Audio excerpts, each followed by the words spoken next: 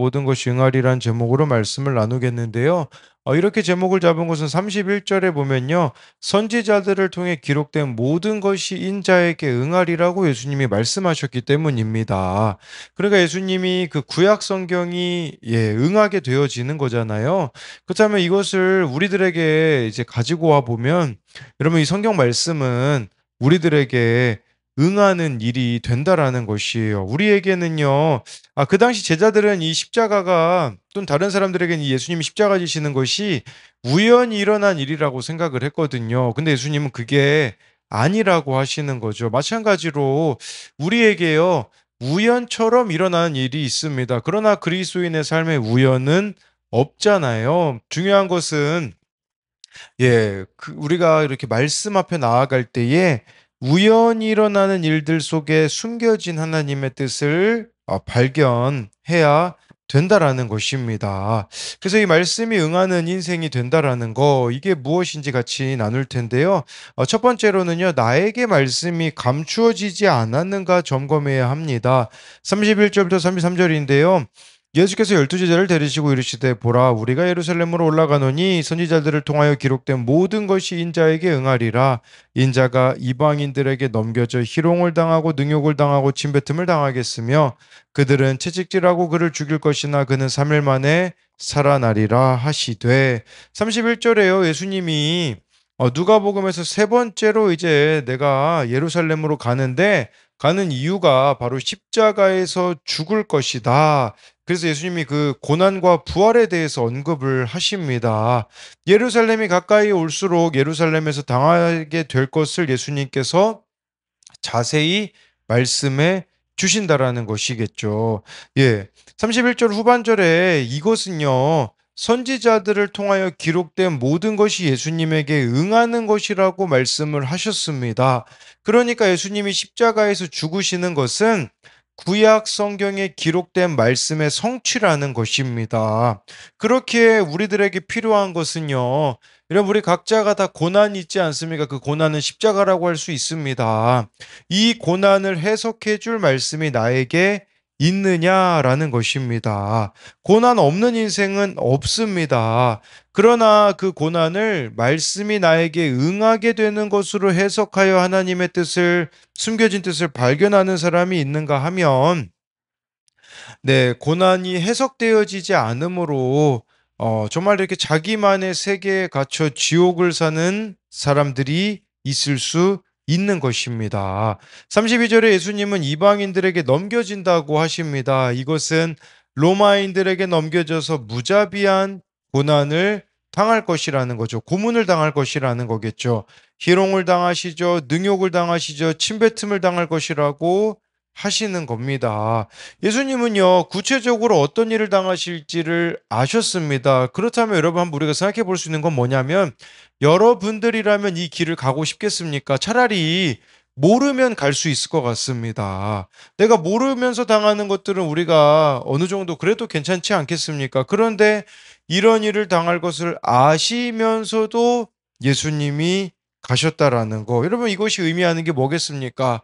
저와 여러분들을 그렇게 예수님이 사랑하신다라는 겁니다.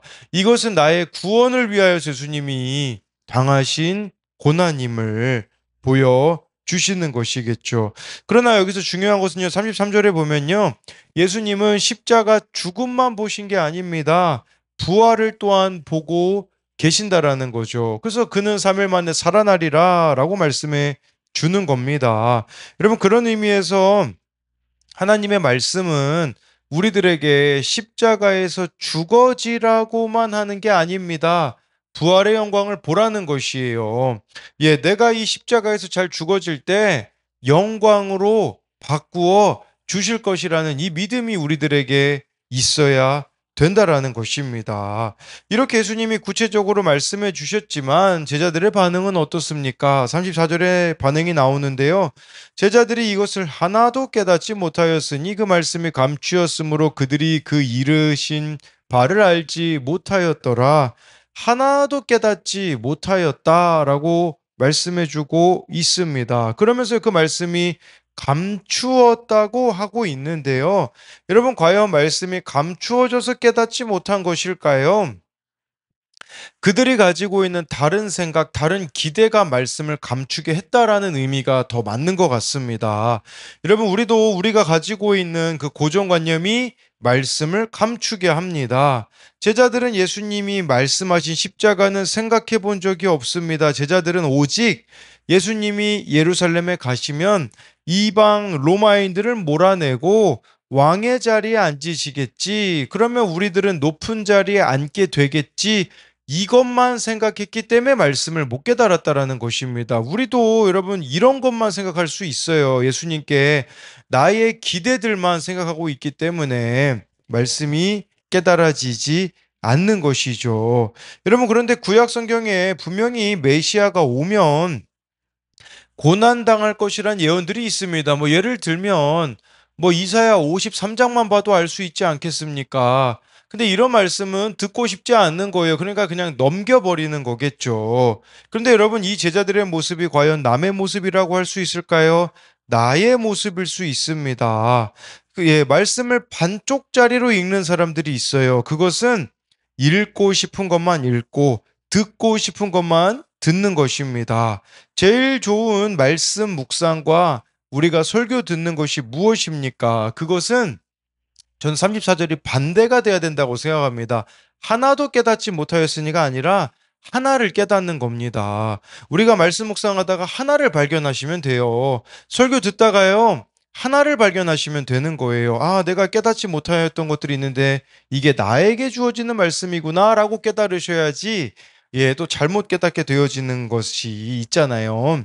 그래서 하나도 보지 못하였던 나의 모습을 하나씩 깨달아 가는 것이라고 볼 수가 있는 것이죠. 어제 우리 교회 어느 청년이 그런 나눔을 이렇게 올려줬어요. 이렇게 듣게 된 설교가 있었는데 그 목사님이 완벽을 추구하는 분이었다고 합니다. 그래서 막 예배 30분 전에 와서 성전을 돌면서 이것저것 체크하고 예배 도중에도 자막, 음향, 조명을 이렇게 실수 없이 해내는 분이었거든요. 그런데 어느 예배에요, 모든 사람이 은혜를 받았는데 방송실에 있는 자기만 은혜를 못 받았다라는 그 설교를 이렇게 들으면서 자기 자신에 대해서도 돌아보게 되었다라고 하더라고요. 그래서 교회에서도 말씀보다 마이크나 음향에 신경 쓰는 경우가 많았기에 말씀에 집중하지 못하는 경우가 많았다라고 하면서 자신 또한 이렇게 말씀을 듣고 은혜 받을 수 있는 그런 모습이 있어야겠다라고 이렇게 고백을 하였습니다. 그러면 이게 하나를 깨닫는 겁니다. 정말 말씀을 통해서 보지 못하고 있는 나의 그 한 가지 모습을 발견해 가는 것이겠죠. 네, 그래서 이것에 대한 적용 질문은 지금 나에게 찾아온 고난은 무엇입니까? 말씀을 따라갈 때에 그 고난이 훗날 영광으로 바뀔 것을 믿습니까? 우리가 여러분 말씀을 따라 십자가 지면요, 그것은요, 영광이 될 것이라는 것을 기억하셔야 합니다. 또 한 가지는 최근에 말씀이 깨달아져서 순종함으로 천국을 누린 경험이 있습니까? 여러분, 우리가 말씀이 깨달으면 적용이 일어나게 되어지는 것이겠죠. 그 적용을 함으로 천국의 기쁨을 맛본 적이 있는가를 묻는 것입니다. 저는 어제 그러하였습니다. 어제 하나님의 나라는 어린아이 같은 자 같다라고 하는데 계산하지 않고 그저 순종함으로 어제도 이렇게 제가 신방한 곳이 있었거든요. 저보고 신방하기 30분 전에 오지 말라고 했거든요. 근데 어제 그 말씀에 의지하여 가게 되어졌을 때 또 이렇게 천국을 누리게 되어지는 부분들이 있었습니다. 두 번째로는요, 머물러서서 돌아보아야 하는 한 사람이 있습니다. 그러니까 우리가 말씀을 따라가면요, 머물러서 돌아봐야 되는 자가 보이게 되어지고 찾아가야 되는 자가 이렇게 있다라는 거예요. 35절인데요. 여리고에 가셨을 때에 한 맹인이 길가에 앉아 구걸하다가, 여러분, 예수님이 이제 여리고로 가셨어요. 목적지는 예루살렘이죠. 여리고는요, 예루살렘에서 약 30km밖에 안 되었기 때문에 바로 그냥 하루 동안 걸어가면 예루살렘에 도착하실 수 있었지만 거기에 가신 이유가 있는 것이죠. 돌아봐야 될 자가 있었기 때문입니다. 그는 바로 한 맹인이었습니다. 38절 39절을 보면요. 맹인이 외쳐 이르되 다윗의 자손 예수여 나를 불쌍히 여기소서 하거늘 앞서가는 자들이 그를 꾸짖어 잠잠하라 하되 그가 더욱 크게 소리질러 다윗의 자손이여 나를 불쌍히 여기소서 하는지라. 여러분, 맹인에게는요 더 이상 예수님을 만날 기회가 없었습니다. 그렇기에 예수님이 지나간다는 말을 듣자마자 다윗의 자손 예수여 나를 불쌍히 여기소서라고 외칩니다. 그는 예수님이 메시아라는 걸 알고서는 소리를 지른 것이에요.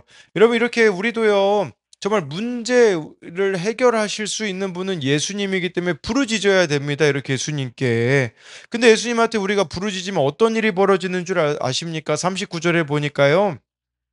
앞서가는 자들이 그를 꾸짖어 잠잠하라고 외칩니다. 이 사람들에게는 그만한 절박함이 없었던 것이겠죠. 우린 이 말씀을 좀 이런 관점으로 우리가 좀 볼 수 있을 것 같아요. 실제적으로 물론 예수님한테 이렇게 부르짖지는 않을지 몰라도요. 여러분, 우리 주변에 있는 사람들의 삶을 보십시오. 그러면 예수님 아니고서는 답이 안 나오는 인생들이 얼마나 많이 있습니까? 뭐 여러 가지 중독에 빠져 있는 사람들도 있겠죠. 전 이 시대에 너무 많다고 생각을 합니다. 그러니까 이 사람들이 이렇게 지금 삶으로 부르짖고 있는 거예요. 살고 싶어 하는 자들이 있는 거죠. 근데 그런 자들을 대하는 우리들의 태도가 어떠하는가? 이걸 39절을 통해서 보셔야 돼요. 우리가 앞서가는 자들로서 이 사람들을 향하여서 있잖아요. 차가운 정죄의 눈초리를 이렇게 쏘아붙이고 있지 않는가? 또는 귀찮아하는 그런 모습을 보여주고 있지 않는가? 사랑하지 않을 이유들을 찾고서는 합리화하고 있지 않는가를 보아야 된다라는 것이겠죠. 예. 그랬을 때 이제 40절 41절에 이제 예수님께서 어떻게 반응하시니까 나오는데 예수께서 머물러 서서 명하여 데려오라 하셨더니 그가 가까이 오매 물어 이르시되 내가 무엇을 하여 주기를 원하느냐 이르되 주여 보기를 원하나이다. 예수님이요 가던 길을 멈추었습니다. 그러면서 주님은 어디로 가십니까? 바로 이 맹인에게 가신 것이겠죠. 여러분, 사실 예수님은 지금 십자가를 앞두고 계시잖아요. 여러분, 이 30km밖에 안 된 여리고라면 한번 생각해 보세요. 얼마나 초조하겠습니까? 이제 예루살렘 가면 죽임 당하셔야 되는데 근데 예수님이 머물러 서셨다라는 것이겠죠. 여러분, 우리가 보통 사람이라면 평소에는 친절을 보이다가 중요한 일로 긴장이 되면 다른 사람을 돕고 싶은 마음의 여유가 없지 않습니까? 그러나 예수님은 예루살렘으로 죽으러 가는 길이었지만 하나님의 택한 백성을 한 명이라도 더 만나기를 간절히 원하셨다라는 것이에요. 그렇다면 여러분, 우리가 이 말씀이 응하는 인생이라면요. 머물러야 되는 곳이 있다라는 것이겠죠. 머물러 서서 오늘 내가 만나야 되는 그 한 사람이 있다라는 것을 이 말씀을 통해서 보아야 된다라는 것입니다. 그랬을 때 이제 41절에 이제 예수님이 무엇을 원하느냐라고 했을 때요. 이 맹인은 보기를 원하나이다라고 말했어요. 끼니를 구걸한 게 아니에요. 그냥 이 사람이 얼마나 맹인을 오래 살아왔겠습니까? 그러면 기대라는 게 없거든요. 그러면 이렇게 말했을 수 있겠죠. 아유, 오늘이나 그냥 배고프지 않았으면 좋겠습니다. 먹을 것 좀 주세요. 이렇게 말할 수 있지 않겠습니까? 그런데 그는 근본적인 문제를 해결해 달라는 거예요. 주여 보기를 원하나이다. 여러분, 우리도 이러한 부르짖음이 필요합니다. 우리는 문제 해결만 바라거든요. 그냥 상황만 나아졌으면 좋겠다. 환경만 좋아졌으면 좋겠다. 저 사람만 그냥 바뀌었으면 좋겠다. 이것만 우리가 구하고 있거든요. 근데 주여 보기를 원하나이다라는 것은 내가 영적인 눈을 뜨기 원합니다. 이겁니다. 내가 영적인 눈을 뜬 상태로 매일매일 살기 원합니다. 이 말은요, 저 사람이 안 바뀌어도 내가 영적인 눈을 뜨면 괜찮습니다. 라는 이런 고백들이 우리들 가운데 있어야 되는 거죠. 환경이 안 바뀌어도 상황이 안 바뀐다고 해도 영적인 눈을 뜨기를 원합니다. 라고 하면서 우리의 영적 체질이 바뀌는 그것을 구해야 된다라는 것이겠죠. 우리들의 삶에요, 여전한 방식이 없으면서 자꾸 다른 것들만 구하고 있지는 않느냐를 보아야 되는 것이겠죠. 42절 43절에 보면요, 예수께서 그에게 이르시되 보라 내 믿음이 너를 구원하였느니라 하심에 곧 보게 되어 하나님께 영광을 돌리며 예수를 따르니 백성이 다 이를 보고 하나님을 찬양하니라. 예, 여기 보니까요, 내 믿음이 너를 구원하였느니라라고 하면서 이렇게 응답을 받죠. 여러분, 우리가 믿음이 무엇으로 생깁니까? 믿음은 말씀을 통해 생기는 거잖아요. 저와 여러분들이 날마다 이 말씀을 믿고 순종하며 나아가면요, 구원의 역사가 지금도 우리들의 삶을 통하여서 이루어질 수 있다라는 거예요. 근데 제일 중요한 건 43절이에요. 여러분, 보게 되면요, 뭐 하겠습니까? 네, 우리 그 뭐 나병 환자 보지 않았습니까? 10명을 고쳤지만 한 명만 돌아왔잖아요. 여러분, 맹인도 동일하지 않겠습니까?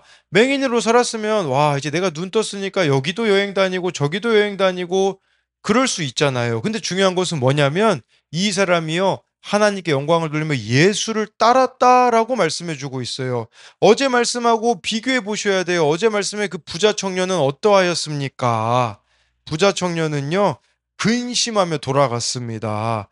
그런데 이 구걸하던 맹인은 영광을 돌리며 기뻐하며 예수님을 따랐어요. 예루살렘으로 향하는 그 순례의 무리에 합류했던 것이죠. 여러분, 중요한 것은요, 부자 청년처럼 버리고 따라야 할 것이 그에게는 아무것도 없었기 때문이라는 거예요. 버릴 것이 많은 부자 관원은 예수님을 따르기를 주저했지만 버릴 것이 없는 이 사람은 주저없이 예수님을 따랐다라는 것을 보여주고 있는 것이요. 그러니까 이 맹인에게는요, 예수님을 따르지 못할 이유가 하나도 없었다라는 것이에요. 예수님을 따르지 못할 이유들을 만들지 않았다라는 것이에요. 이게 우리들에게 중요한 부분입니다. 정말 우리들의 인생에 기적 같은 일이 있을 수 있죠. 근데 그 기적 같은 일들 때문에 예수님을 안 따르는 사람들이 있어요. 그거 누려야 되니까. 근데 이 맹인에게는 예수님을 따르지 못할 이유를 하나도 만들지 않았다라는 것을 우리가 어제 그 부자 청년과 이렇게 비교해야 되는 거죠. 좀 제자들도 그렇잖아요. 십자가 진다고 하니까 따르고 싶지 않은 마음이 있지 않았겠습니까? 그런데 이 맹인은 그런 핑계나 자기 합리화가 없는 이 모습을 우리가 본받아야 되는 것이죠. 그래서 이것에 대한 두 가지 적용 질문은요, 내 삶에 찾아온 문제 가운데 내가 주께 구해야 할 기도 제목은 무엇입니까? 문제 해결만 바랍니까? 영적으로 회복되기를 바랍니까? 그러니까 근본적인 문제 해결이 우리들에게 있는가? 이걸 묻는 것이죠. 또 한 가지는요, 오늘 내가 머물러 서서 돌아보아야 하는 한 사람은 누구입니까? 예수님께서 정말 머물러 서서 이 맹인을 돌아보신 것처럼 여러분, 우리 영적인 눈이 안 떠져 있는 사람이 우리 곁에 있을 수 있거든요. 그래서 내가 오늘 이 말씀을 깨달음으로써 돌아봐야 되는 그 사람이 누군지를 묻는 겁니다. 기도하겠습니다. 살아계신 하나님, 정말 예수님께서는 기록된 말씀을 따라서 사셨습니다. 우리도 그렇게 기록된 말씀을 따라 말씀이 응하는 삶이 되게 하여 주옵소서. 그 말씀을 따라갈 때에 이방인들, 하나님을 모르는 사람들이 우리를 희롱하고 능욕하고 침뱉은 것 같은 모욕과 수치를 줄 때가 있습니다. 그런데 그때에 수치를 잘 당하기 원합니다. 왜냐하면 그 내가 당한 수치가 그 나의 부끄러움이 정말 부활의 영광으로 나타날 것이기 때문입니다. 그렇기에 이 부활의 영광을 바라보며 내게 주어진 십자가를 잘 지고 정말 예수님을 따르는 자가 되게 하여 주옵소서. 또 오늘 말씀에 한 맹인이 나옵니다. 정말 이 맹인이 예수님께서 다윗의 자손 예수여 나를 불쌍히 여기소서라고 외쳤을 때에 많은 이들이 꾸짖어 잠잠하라고 하였지만 더욱 크게 예수님을 부르짖은 것처럼 우리도 예수님을 이렇게 부르짖을 때에 상황이 나아진 것이 없어 보이고 환경이 나아진 것이 없어 보이고 내 옆에 있는 사람이 그대로인 것 같아서 참 잠잠하고 싶을 때 더욱 크게 소리 지를 수 있는 자가 되게 하여 주옵소서. 뿐만 아니라 그럴 때에 예수님이 머물러 서서 나를 돌아보신다라는 것을 기억하게 하시고, 나 또한 이 길을 걸어갈 때에 머물러 서서 돌아봐야 되는 그 사람들을 외면하지 않게 하여 주시고, 뿐만 아니라 이 맹인이 평생 바라던 소원인 눈 뜨는 일이 일어났을 때에 그가 주저하지 않고 예수님을 따랐던 것처럼, 우리도 기도가 응답되었을 때에 그 기도 응답 때문에 더 이상 예수님을 따르지 않는 자가 되어지는 것이 아니라 더욱이 예수님을 따르는 자가 되게 하여 주실 것을 믿으며 살아계신 예수님 이름으로 기도드립니다. 아멘.